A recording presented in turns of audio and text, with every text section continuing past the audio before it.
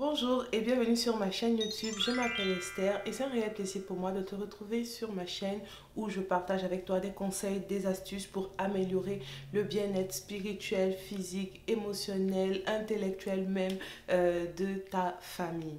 Dans la vidéo d'aujourd'hui, nous allons parler d'un sujet très important qui je pense est l'une des préoccupations aussi des parents chrétiens. Je vais partager avec toi quelques astuces qui vont te permettre de transmettre efficacement ta foi chrétienne à tes enfants. Alors, je suis chrétienne et je suis maman de deux petits garçons, donc un de 2 ans et demi et un autre qui aura bientôt 4 mois. Donc, c'est vraiment un enjeu majeur dans notre maison que de transmettre en fait notre foi à nos enfants. Avant d'entrer dans le vif du sujet, je voulais te dire que la foi n'est pas héréditaire, ok? En tout cas, c'est ce que je pense. C'est vrai que lorsqu'on a grandi dans un certain environnement, on va en parler plus tard, on est plus prédisposé pour une certaine religion. On est plus prédisposé pour une certaine religion, mais il faut se dire que à partir de l'âge adulte, cela devient véritablement un choix personnel, ok? Soit on réalise que la foi que les parents partageaient était la bonne, soit en fait on décide de faire ses propres choix. Alors moi aussi j'ai été élevée par une maman chrétienne et voilà, donc vraiment c'est un condensé de ce que moi je pratique avec mes enfants pour vraiment leur transmettre ma foi, permettre qu'un jour ils puissent croire au Seigneur Jésus, qu'ils fassent de lui leur Seigneur et Sauveur en fait. Donc voilà, c'est un condensé de ce que moi je fais avec mes enfants et de ce que ma mère a fait avec moi et avec mes frères en fait. Parce que si on regarde bien vraiment, c'est ce que ma mère, c'est le prix qu'elle a payé, toutes ces petites actions qu'elle a mises en marche en fait qui ont permis en fait que nous soyons ces enfants là qui aujourd'hui servent Dieu, aiment Dieu, etc. Donc c'est parti pour quelques conseils pour transmettre notre foi efficacement à nos enfants.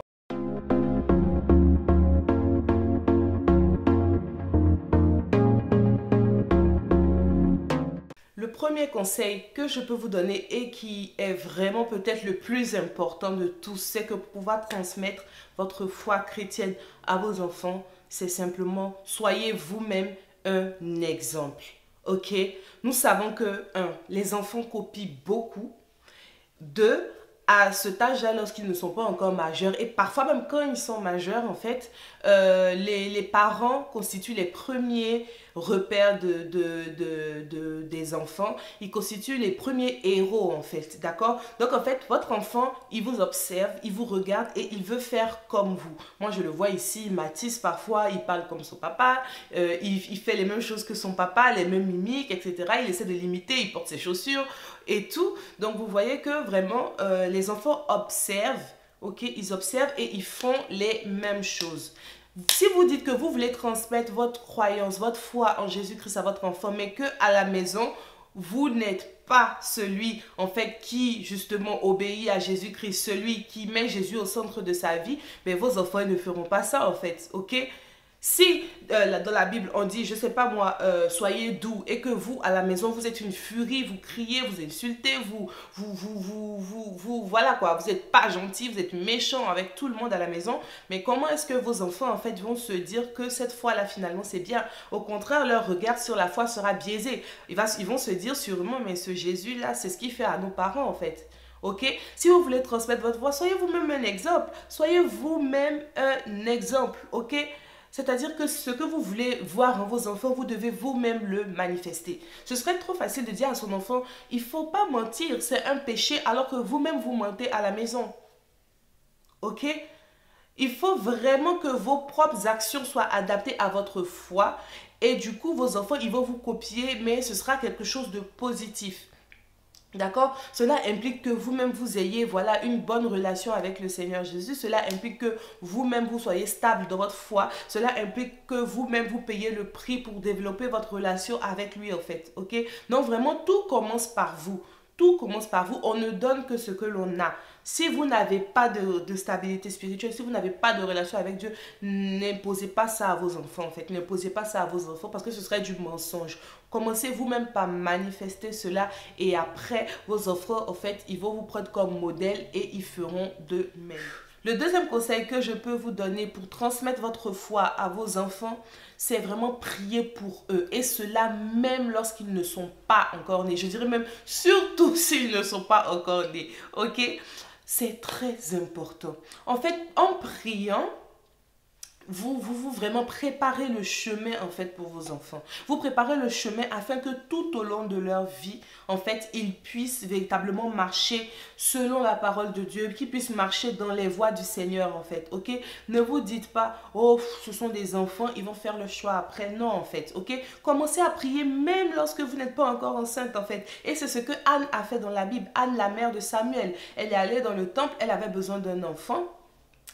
Elle voulait un enfant, elle allait dans le temple et quand elle a prié, elle a dit Seigneur, si tu me donnes un enfant, je te le consacrerai. En fait, quand je préparais cette vidéo, vraiment c'est ce qui m'a sauté en fait aux yeux. C'est-à-dire qu'elle a consacré son enfant avant même qu'elle ne soit enceinte. Parce que c'est après que on dit Anne, Elkanah connut Anne et Anne tomba enceinte, elle enfanta un fils, etc., etc. Donc c'était vraiment avant même la conception qu'elle a consacré son enfant. Et quand on voit le parcours du prophète Samuel, on se dit waouh quoi, d'accord? On se dit gloire à Dieu pour la vie de Anne, parce que vraiment, elle a payé le prix, elle a préparé le chemin. Et c'est ce que nous, on doit faire en fait en tant que parents. Préparer le chemin pour nos enfants, afin que quand ils vont grandir, en fait, Dieu les préserve sur le droit chemin. Moi, je ne suis pas du genre à me dire que... Oh, pardon, hein. Je ne suis pas du genre à me dire que il faut que d'abord les enfants se perdent avant de se retrouver. Parce que, excusez-moi, si vous pensez comme ça, c'est peut-être que dans le chemin, la saison de perdition, là, Jésus va revenir, ou dans la saison de perdition, là, que la vie leur sera ôtée. Je ne le souhaite pas, mais la vie leur sera ôtée. Et quel sera le résultat?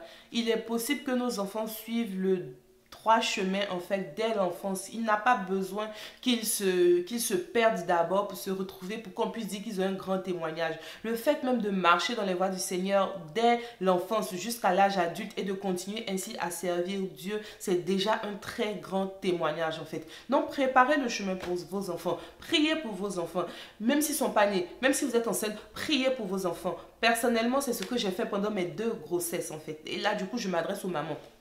C'est ce que je faisais pendant mes 2 grossesses. Je priais sans cesse pour mes enfants, ok? Je faisais quelque chose de très simple. Je posais la main sur mon ventre. Si je connaissais déjà, j'avais déjà choisi le nom de l'enfant. Je disais par exemple, Mathis, je déclare que tu vas servir Dieu. Mathis, je déclare que tu seras un enfant qui va aimer le Seigneur. Mathis, je déclare que Mathis, tu es un champion pour Jésus. Mathis, tu vas gagner des âmes. Mathis, tu seras ceci. Mathis, tu vas aimer le Seigneur. Yael, tu vas aimer le Seigneur. Yael, tu seras ceci. Yael, tu seras cela. Et même dans ces moments-là, Dieu peut vous révéler ce qui prépare pour cet enfant-là. Ok? Donc vraiment, dans ces moments-là, priez beaucoup. En fait, ne vous dites pas, il n'est pas encore né. Non! Le fait même qu'il ne soit pas encore né signifie même qu'il est encore protégé, ok? Donc, priez pour l'enfant, priez, priez, priez. Même s'ils ne sont pas nés, si vous avez des projets d'avoir des enfants un jour, priez pour eux par avance. Dites, je prie pour mes enfants, je les consacre. Je consacre mes enfants. Même s'ils ne sont pas encore conçus, je prie que lorsqu'ils seront nés, ils seront des serviteurs de Dieu. Priez pour vos enfants, prions pour nos enfants, c'est vraiment important. Parce qu'en général, eux, ils ne peuvent pas forcément le faire, surtout qu'ils sont bébés, ben, ils ne peuvent pas prier pour eux. Limite, parfois, ils ne comprennent pas forcément. Mais c'est notre responsabilité en tant que parents, en fait, de le faire. Donc, ne négligeons pas cet aspect-là. Moi, comme je le dis souvent, une maman, c'est la première intercesseuse dans la vie de son enfant. Ok? Elle est une intercesseuse, elle prie, elle se lève la nuit, elle prie. Je ne le fais pas tous les jours, hein, je ne le fais pas tous les jours. Mais il y a des jours où je me réveille au milieu de la nuit et je commence à prier. Je marche dans ma maison, je prie. Je touche mes enfants, je prie, je prie, je prie, je prie. Je leur impose les mains. Quand Yael prend le sein, je lui impose les mains et je prie. Je ne fais pas de prière au nom de Jésus. Feu, le feu, le feu. C'est pas ça, c'est pas de ça qu'il s'agit. Ok, mais c'est vraiment quelque chose de très intentionnel. Oui, il y a des jours où tu vas faire le combat parce que Satan parfois, il veut jouer avec tes enfants. Là, tu te lèves, tu dis, not today. Donc, il y a des jours comme ça, mais il y a des jours où simplement c'est juste toucher l'enfant. Tu es béni, je déclare que tu vas suivre le Seigneur toute ta vie. Une parole comme ça, c'est puissant. Ok? Donc, ne laissons pas vraiment un vide je sais pas comment je vais dire ça, spirituelle comme ça dans la vie de nos enfants. Prions pour eux, consacrons-les au Seigneur dès le plus bas âge. Troisième conseil que je peux vous donner pour transmettre votre foi à votre enfant efficacement, en fait, c'est simplement aller avec lui régulièrement dans votre assemblée. Ça, vraiment, c'est quelque chose de très important aussi. Je n'ai pas dit de le faire comme une routine, ok? Genre, dimanche, c'est église et c'est comme ça. Il va juste voir comme un endroit où on va jouer. C'est sûr qu'au début, il va avoir ça comme ça, surtout quand ils sont très petits. Voilà, il va retrouver les copains. Mais sachez qu'à l'église, en général, dans les assemblées, il y a des ministères spécialement dédiés aux enfants. Donc, ils ont des programmes adaptés aux enfants, à l'âge des enfants, en fait. Donc, c'est un bon moyen, en fait, pour votre enfant de découvrir la foi avec le regard d'enfant. Parce que peut-être parfois que vous n'allez pas arriver à le faire, ok? Mais c'est bien, en fait, que lui, il puisse être avec des personnes qui sont vraiment formées spécialement pour s'occuper des enfants, en fait, de la foi des petits-enfants, ok? Mais outre ça, vraiment, baignez-le dans l'atmosphère, en fait, de l'église. Baignez-le dans l'atmosphère de l'église. Moi, je sais que j'ai commencé à aller avec mes enfants à l'église à 1 mois. Bon, là, il y a le confinement, donc il n'est pas encore allé. Mais avec Mathis, à 1 mois, on était déjà à l'église, en fait. Ok, mais je ne le faisais pas juste comme ça parce que j'aimais vraiment le fait qu'il soit à l'église et ça fait que jusqu'aujourd'hui en fait c'est différent. Il aime la présence de l'église, en fait, qui prie et tout. Ok? Il aime vraiment cette atmosphère de l'église, de la prière, de la réjouissance, etc. Il aime vraiment. Et même avec les cultes en ligne, il est vraiment baigné dedans. Hein? Pour vous dire la vérité, même pendant les cultes en ligne, Mathis, vraiment, quand c'est par exemple l'heure des offrandes ou l'heure de la Sainte Seine, il le sait. Quand l'heure de la Sainte Seine arrive, pourtant, il ne sait pas lire. Mais quand l'heure de la Sainte Seine arrive, il commence déjà à aller chercher les verres de Sainte-Seine, oui. Il va chercher les verres de Sainte-Seine et il vient, il sait que c'est un moment solennel. Avant, dès que, même par exemple, à l'église, le pasteur disait de donner la Sainte-Seine aux enfants parce que c'était un programme spécial, par exemple. Avant, dès qu'on lui donnait, il mangeait en même temps. Mais maintenant, il a commencé à comprendre que c'est quelque chose de solennel, c'est quelque chose de sacré en fait. Même s'il ne comprend pas encore Jésus, c'est qui, tout ça, mais il sait que c'est quelque chose de spirituel en fait. Donc maintenant, quand on lui donne le verre pour la Sainte Seine, il reste là, il attend. Dès qu'il entend prenons ensemble le corps de Christ, il sait que c'est à ce moment-là il faut manger. Prenons ensemble le sang de Christ, il sait que c'est à ce moment-là il faut manger. Et ça, moi, c'est quelque chose qui, waouh, qui m'épate en fait. Je rends grâce à Dieu pour ça parce que c'est vraiment important. C'est vraiment important. En fait, emmenez les enfants, vos enfants à l'église de votre assemblée autant de fois que vous pouvez. Ça va vraiment leur permettre vraiment d'être baignés dans cette atmosphère-là de l'église locale. Quatrième conseil, c'est simplement développer avec eux, développer en eux de petites habitudes spirituelles. Ok, il n'y a pas d'âge pour commencer à développer certaines habitudes. Il n'y a pas d'âge pour commencer à prier. Il n'y a pas d'âge. Ok, ce que nous on fait avec Mathis et ce que je vous conseille de faire, c'est vraiment en fait, quand je parle de petites habitudes, je parle vraiment de prier. La prière, c'est vraiment la base de la vie chrétienne en fait, si je peux m'exprimer ainsi. La prière. Au début, on a commencé à apprendre à Mathis à prier avant de manger. Du coup, parfois, quand on pose son plat et que nous, les parents, on oublie parce que, bon, moi, surtout moi, parce que je suis pressée, donc je pose l'assiette et puis je bouge là, il me regarde, genre, mais t'as pas oublié quelque chose? Et après, je fais, oh oui, c'est vrai, pardon, j'ai oublié. Donc, il met la main, on prie et tout ça. Et même un jour, j'ai oublié de prier et j'entends, Amen. Je dis, ok, mon fils, Dieu voit la sincérité de ton cœur. Moi, je dis Amen à ta prière, en fait. Mais ce sont des petites habitudes, en fait, qu'on développe. Et c'est ce que ma mère faisait avec nous, en fait. Ok, on prie ensemble et jusqu'aujourd'hui, c'est quelque chose qui est ancré. Tu sais qu'il faut rendre grâce avant de manger. Ok, et du coup, Mathis, à 2 ans et demi, il le fait, en fait. Il dit Amen. Quand il entend même un pasteur prêcher, même s'il passe à côté, il dit Amen. Quand il entend son papa lancer une parole de bénédiction, genre Mathis, vraiment, tu es béni. Amen. Parce qu'il a commencé à capter. Je ne sais pas comment vous expliquer, mais il a commencé à capter qu'est-ce qui est parole de bénédiction, qu'est-ce qui est une parole forte à laquelle il faut dire Amen. Parfois, quand le pasteur il va nous prêcher, qu'on écoute le culte là, parce qu'il va nous parler et tout, et puis tu entends Mathieu qui dit Amen. Même s'il est en train de jouer, il dit Amen. Beaucoup vont dire oh, ce n'est qu'un enfant. Mais nous, on voit le côté spirituel qu'il y a en fait. Nous, on voit ce qu'il y a derrière. Et ce n'est pas à prendre à la légère, ok? Développer par l'habitude de la prière, c'est très important. Donc maintenant, on a instauré maintenant la prière au lever. Donc quand on va le chercher dans son lit le matin, on prie avec lui. Je vous ai montré même un extrait dans ma vidéo sur ma morning routine. Donc, on prie, on rend grâce. Une prière de 10 secondes. On rend grâce, il ferme les yeux, il dit Amen. Le soir avant de se coucher, la même chose, il dit Amen et voilà. Donc il le sait, ça fait partie même de sa routine en fait. De la même manière que vous enseignez à votre enfant à se brosser les dents. L'enfant lui, c'est pas forcément pour qu'on se brosse les dents, il sait qu'il faut le faire. Mais de cette même manière, apprenez à votre enfant à prier, c'est important. Deuxième habitude que vous pouvez instaurer, c'est la lecture de la Bible. Ok, il y a beaucoup de Bibles pour enfants. Par exemple, il y a celle-là. Ok, c'est écrit « J'apprends des mots avec la Bible ». Donc voilà, c'est vraiment un livre imagé et tout ça. Et tout, il y a beaucoup d'histoires de la Bible dedans et tout ça. Voilà. Donc c'est ça, c'est la Bible en fait, pour enfants. Et en fait, on l'a acheté à la librairie chrétienne, à la CLC du coup, à 5 euros. Vous voyez, 5 euros pour ça. D'accord? Donc vraiment, c'est un très bon achat. Mais il y en a beaucoup d'autres. Il y en a pour les plus petits, il y en a pour les plus grands. Il y a la Bible pour les ados, il y a tout ça. Mais vraiment, vraiment, vraiment, apprenez-leur à lire la Bible. Voilà, parce que la Bible aussi, c'est la base de la vie chrétienne. Ok? Moi, avant, par exemple, j'avais du mal en fait. Je me disais, oh, si mes enfants sont là, je ne peux pas lire la Bible parce qu'ils vont me déranger, etc.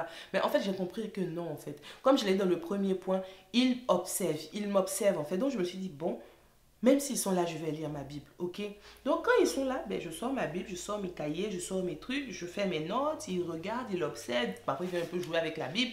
Parfois, je mets la Bible audio, on écoute tous ensemble. Parfois, je lis à haute voix. Quand je donne le sein à Yael et que, par exemple, ben, il faut que je lise ma Bible. Donc, je lis à haute voix. Donc, il écoute, il est là, il me regarde et tout. Et moi, c'est finalement des moments qui me plaisent, en fait. Ce sont des moments de qualité aussi. D'accord? Donc, vraiment, développez ces habitudes-là, en fait. Développez vous-même ces habitudes-là et vos enfants, après, ils vont copier sur vous et c'est tout le monde qui est gagnant. Voilà, j'espère vraiment que cette vidéo t'a parlé, t'a plu, t'a donné quelques astuces pour vraiment apprendre la foi chrétienne à tes enfants. Si c'est le cas, n'hésite pas à partager cette vidéo avec un parent qui en a besoin. Et aussi, je t'invite à t'abonner si ce n'est pas encore le cas et à me suivre sur Instagram où je partage beaucoup de choses en fait avec ma communauté. Je te dis à une très prochaine fois pour une autre vidéo. Que Dieu te garde. Bisous.